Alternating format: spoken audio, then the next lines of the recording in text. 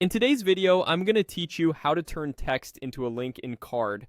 If you want a clean, clickable piece of text on your Carrd site that takes visitors to another page, a form, or a social profile, this walkthrough will get you there quickly. We'll start on carrd.co, head to the site and log into your account so you can access your dashboard.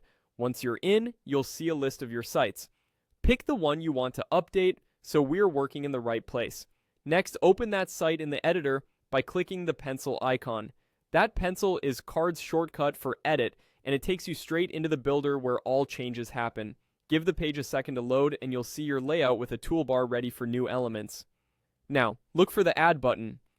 Clicking Add opens the panel where you can choose what you want to place on the page.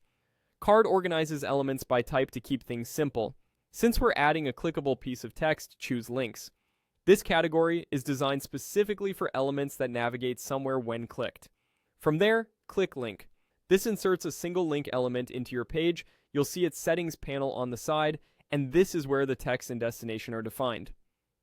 Under the label field, type the exact text you want visitors to click. Keep the label short, clear, and action-oriented if possible.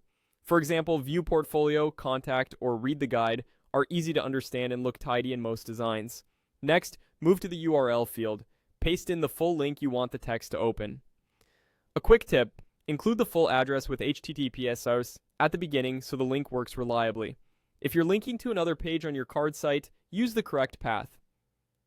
For external pages, double-check for typos and test the link in your browser before pasting it in to avoid broken clicks later. When your label and URL look good, click Done.